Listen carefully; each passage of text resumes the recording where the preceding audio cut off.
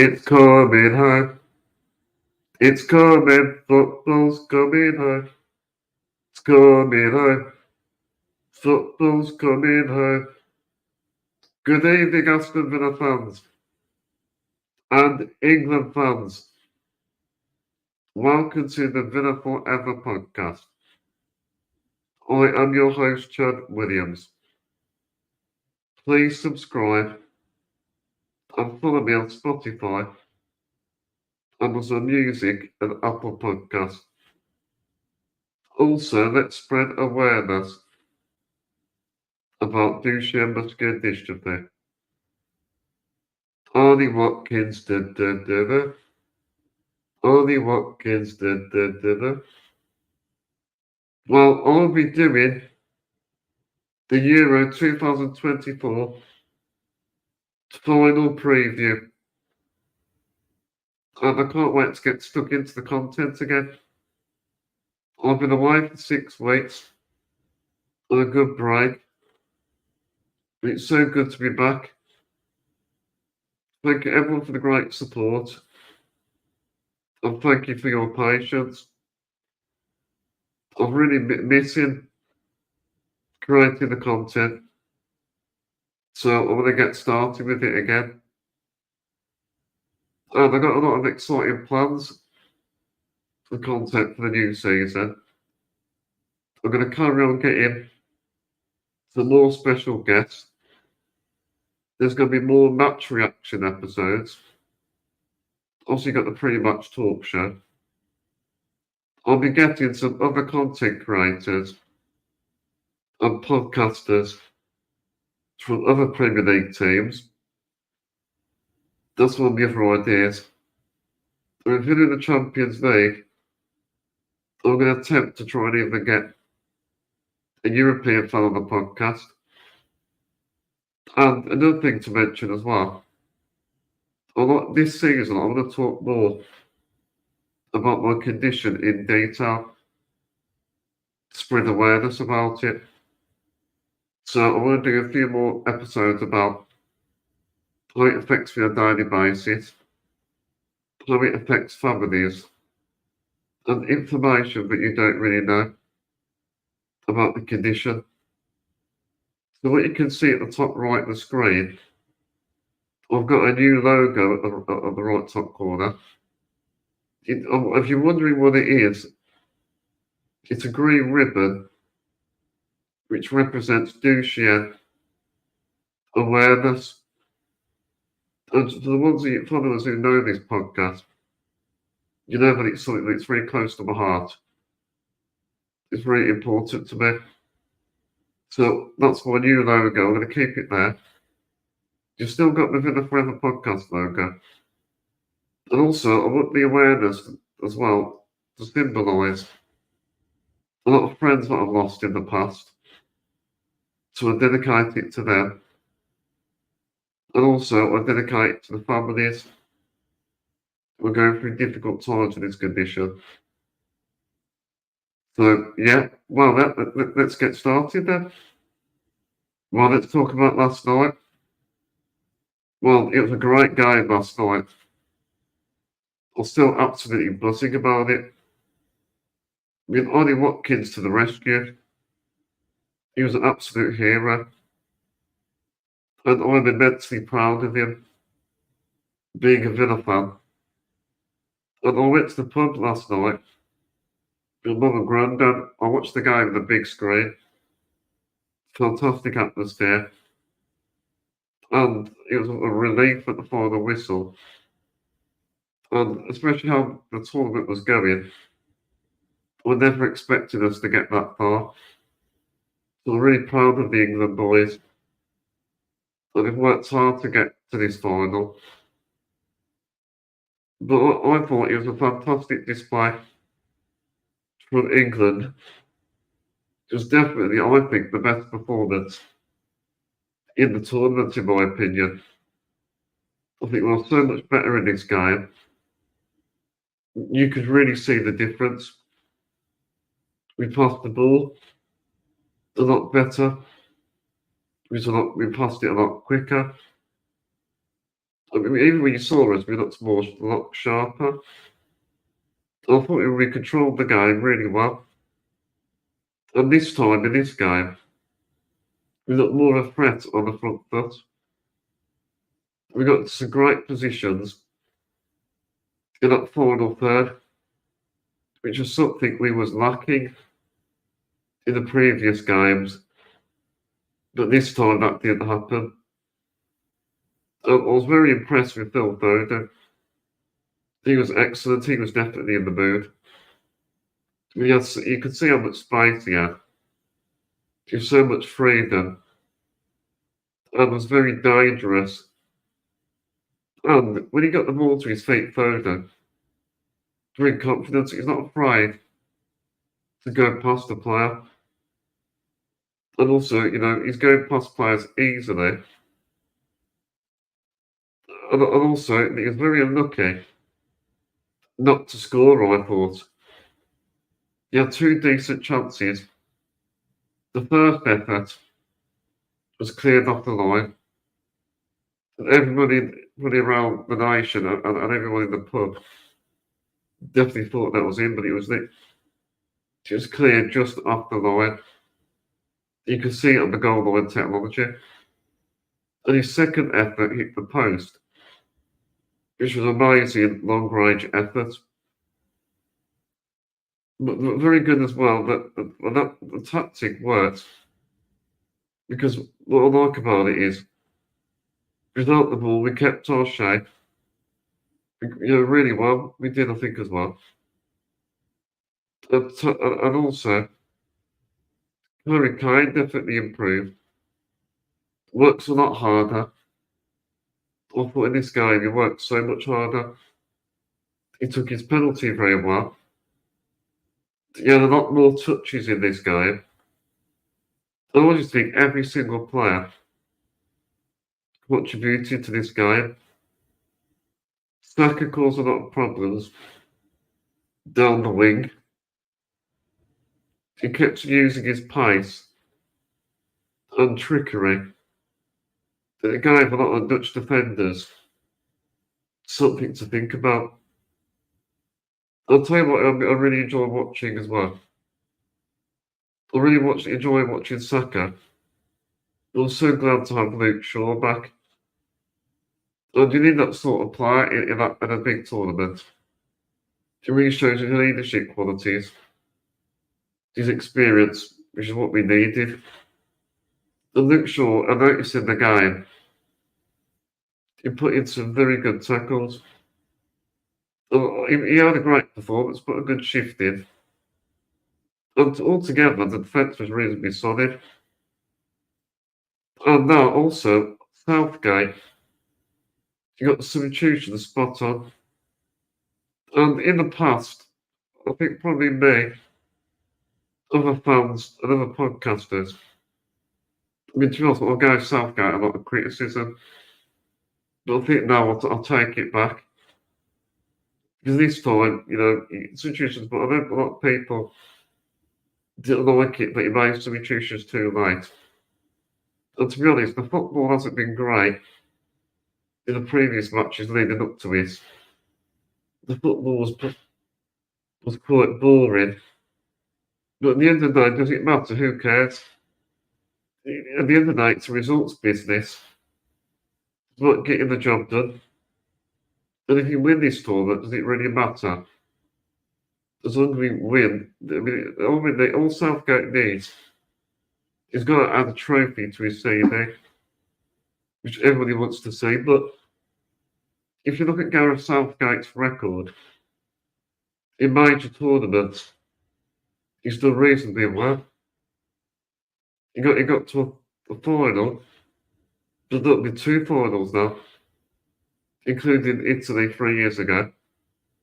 So it's a proud achievement getting to two finals. And also, we got to a semi-finals. So that record can't be sniffed at. If you go past to previous England managers, it's something we would never dreamed of achieving. So I'll take it back, Southgate. Thank you for getting us in the final. Apologies for the previous criticism. We need to send positive vibes. I don't want any more negativity from England fans. We've got to bring positive vibes to the team. So, yes, so going back to Southgate, going back to substitutions, he made it at the right time. It appears to be very effective as well. Because if you look at the previous game, well, once again, it worked in this game. And he brought on Cole Palmer. And also he brought on Ollie Watkins as well. And with Palmer, it gave us a lot more creativity. Gave us a real good injection of energy. And he got into decent positions. And Watkins completely changed the game in the last 10 minutes. And with Watkins, he used his pace to get in behind. That's what the commentator said before kickoff. He makes great runs, Watkins. And he always works really hard. And what I like about what he did in this game, he gave us a real outlet up front. But with the England squad, it really shows. We have a young talented squad. And we have great options off the bench. So I'm so glad now that Southgate is utilising the players he's got. Because we have a very strong bench. And it really shows we have so much good options to choose from in the squad. It shows our strength and depth. And well, let's talk from a Netherlands point of view. They did play their part. And they were threatened from set pieces. And there was a couple of occasions that Dumfries did a free header and got in a few chances. I mean, know Netherlands, they are good at set pieces. On a few occasions, they had space to create counter-attacks.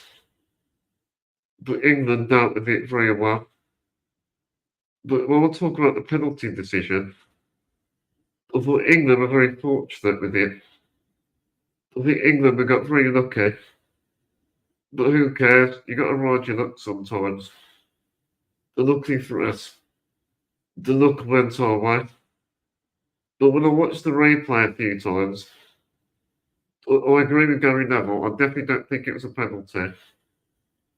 Even though his studs were high up, I think there wasn't enough contact to be a penalty. But Harry Kane, he was very composed. He took the penalty really well. And sometimes in a tournament like that, you need luck to go your way. In England, it definitely did. And of course, as an England fan, you take anything. But we'll talk about Sunday's final. So I'll tell you what I will expect from it. In the Euro 24 final, I expect to start with, it's going to be very intense for the first 10-15 minutes, especially with Spain and their high pressing. And we know with Spain, on Sunday, they will have majority of possession. Because Spain want to keep the possession. And we have a real good dominance with the ball. So we need to ensure that the England players obviously keep calm, obviously keep their shape and discipline. And I think in this game, patience is key. And you've got to remain patient to find an opening. And also, the crucial part of this game that we need to do, find the right moments to break. Only do it when it's necessary. Especially the likes of Saka. The third that would give us a chance to be more creative in attacking situations. We need to make sure we spy. We don't give them too much space outside the box, as they have a lot of players who could cause us issues, especially shooting from distance. You got players like Rodri who plays for Man City, who just like goals, long range goals. And with Rodri, he's got excellent vision. I'm talking about Rodri, in my opinion. At the moment, I think he's the best midfielder in the world, going by form. He's a joy to watch. He's a magnificent defensive midfielder. And again, in this final on Sunday, substitutions, the timing of them are going to be absolutely crucial, especially in such a big magnitude of this game. It's very important. If you look at the Netherlands game, Superstar Watkins to the rescue, it proves substitutions definitely worked in the previous game. But I've been very impressed with Spain in this tournament. I'll tell you what I made of them. They're a very young, talented, new generation of players. They're really a little bit like England. They're going for the young approach of players. So it's like a next-gen players. On making a name on a big stage, at international level. And I think Spain as well are the highest scoring team in the tournament. I don't know if this is correct, but I know they're in double figures. They scored 13 goals, which is the most of any team in a tournament. And I really enjoy watching all their goals as well. They're all been great team goals as well. I really enjoy watching them when they pass the ball around. They completely dominate the ball, passing it around well. And I like the way they turn defence into attack. And we know a bit like what Unai Emery does at Aston Villa. Very similar to Aston Villa's philosophy. They like playing the ball out from the back. They're very good at doing it, even when they're under pressure. And what I like about this Spanish side is they stick to the same principles. They don't change what they do. They stick to their best tactics. They stick to what they're good at. Which is a bit like every Villa. He don't change anything. It's great to always play the same way. And also, Spain are not too predictable either. And also, they're very comfortable with doing playing the ball out from the back. As well as dominating possession, they use it very well. And they use it in like an attacking approach. Which that's what I like about Spain. It's not just a possession. In this Euro tournament, they play fantastic attacking football. But as I mentioned with their young players, I'll tell you what, I really enjoyed watching 16-year-old sensation Yamal. Yamal has so much potential, and he's already showing he's developed into a very confident, skillful player. He always has a lot of pace, and he isn't afraid to take on the fullbacks. And he really caused them problems, giving them something to think about. It's an absolute nightmare for defenders. And he plays for Barcelona. And I think it's incredible. At 16 years of age, he's playing the highest level of international football. I bet his family must be very proud of him. He's worked very hard as well.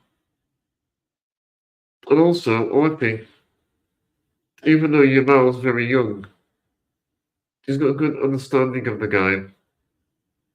He's very mature for his years. But Louis de la Fuente has done a magnificent job.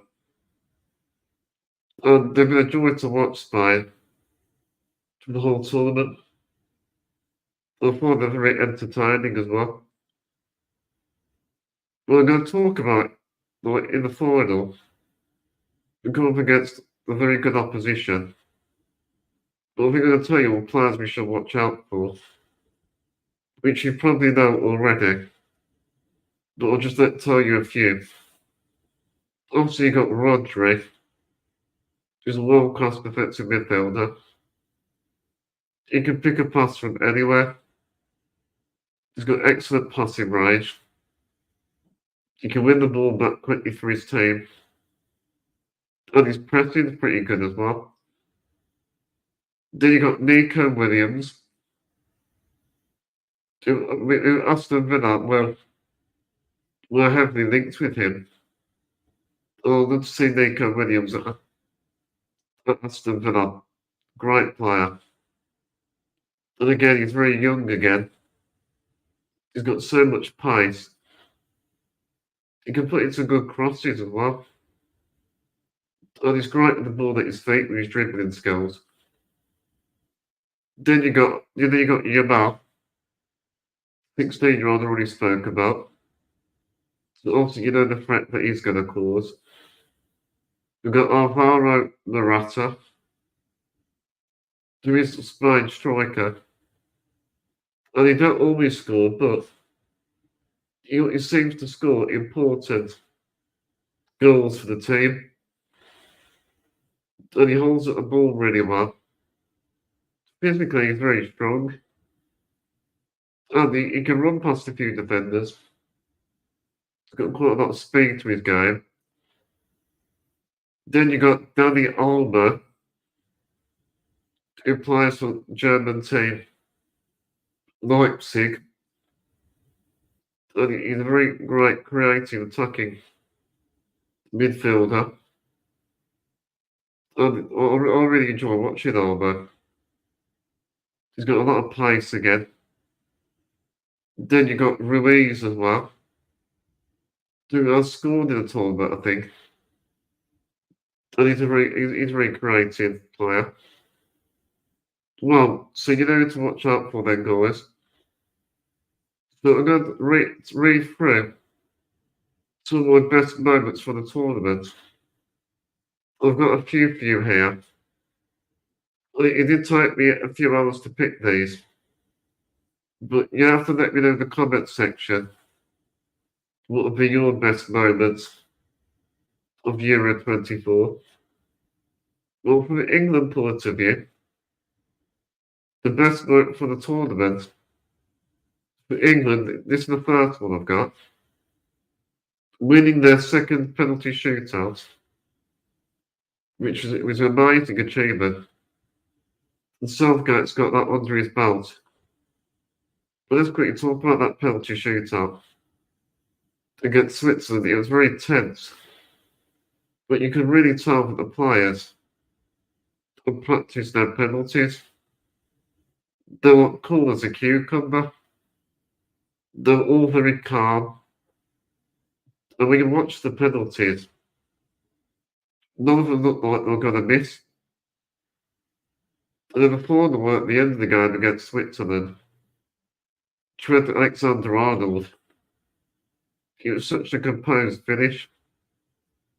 And I really enjoy watching those penalties. It's something that they need to learn to bring into the next couple of tournaments. So well done, England, for your penalty skills. Then the second one would be, which I think is another great achievement, getting the first major final on foreign soil, which is something which we'll never forget, which is absolutely incredible. Then, this is in general. Those were two England best moments. The best moments for the Euros were asked to be Albania scoring the fastest goal, which was 23 seconds. It was against Italy. And even though Albania didn't really get in the night stage of the competition, for a country like Albania, it's an amazing achievement for them, especially for their fans. And it was a great goal as well. Fantastic finish. And they always say you're most vulnerable before you scored. And it was right for the kickoff. That's what I liked about it as well. It was like an attack straight away. Then I think the other moment for me, best moment for the Euros as well, is Germany winning the biggest opening victory in the Euros. I'm sorry to mention this, Scotland fans, but it was obviously 5-1 on that day. But I won't mention any more about that. But yeah, and that was actually a real statement. Victory for the Germans. But it's just a shame that they couldn't have got third in the competition. We're expecting better from Germany. But I think with Germany, even though they've got great, fantastic players, they're not the team that they used to be. It's going to take time for Germany to be the team that they are. I'm sure it'll happen again in the future.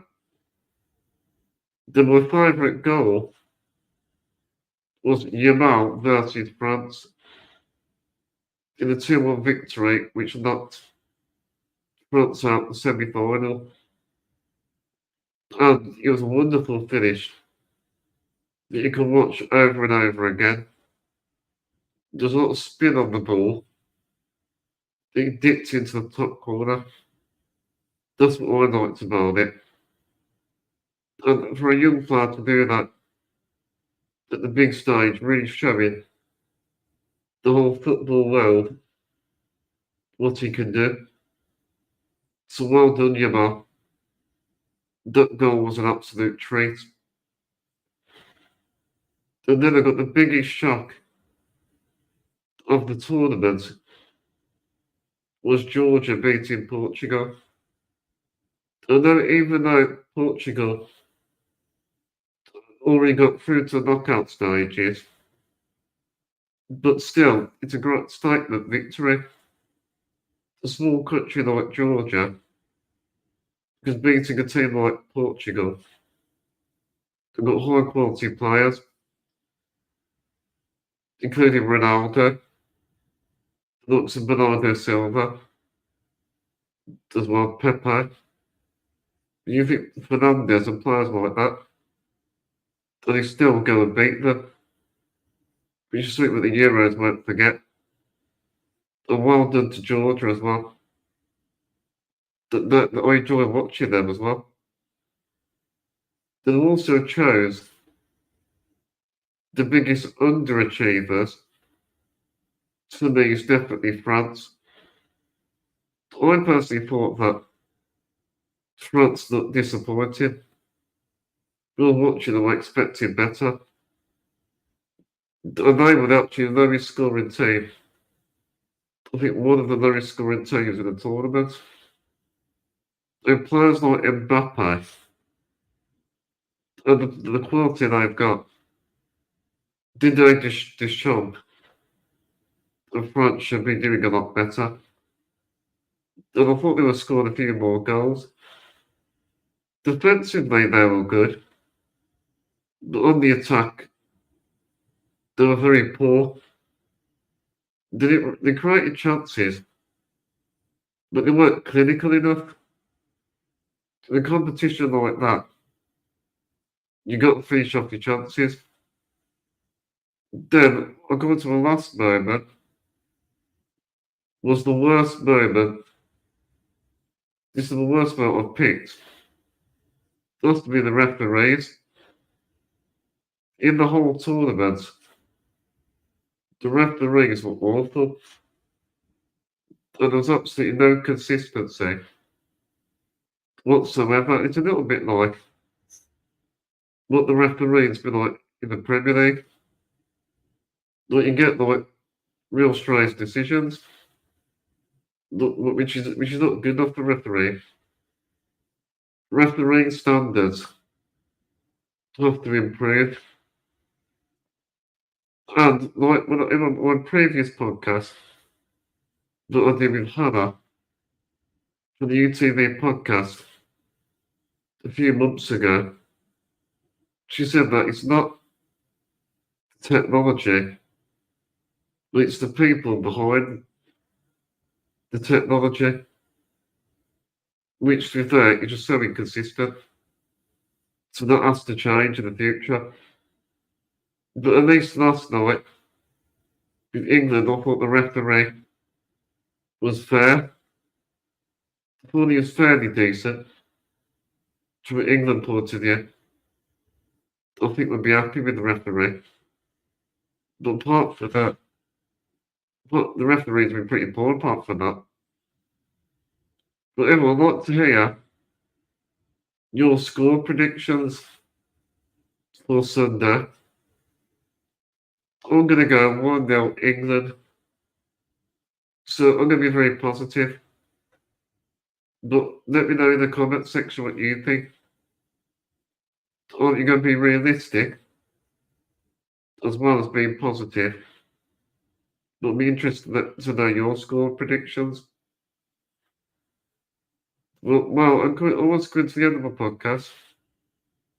And my next episode, I'll start in pre-season content.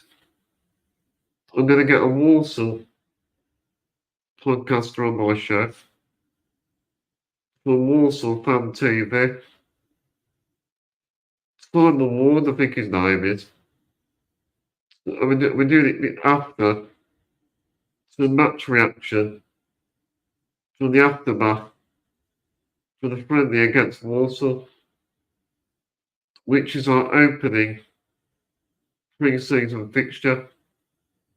And over the years, we always play Walsall in friendlies every year. So it'd be great to get a Walsall fan's perspective about the fixture. So check out the episode. I'm really looking forward to that one. Well, that is all that is left. Thank you everyone for watching. If you enjoyed this podcast, please give it a thumbs up, share and give us a review.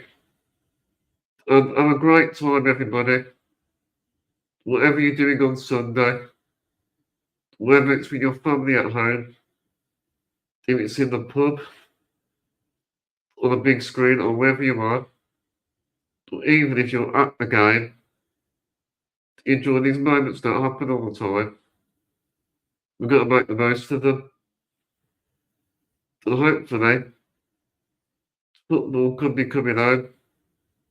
We need to believe England fans and Aston Villa fans. Well, let me know your thoughts in the comment section. Make sure to subscribe if you haven't. I'm going to wrap up this episode with Up the England, Up the Villa. Come on, you Three Lions. Come on, boys. Come on, England.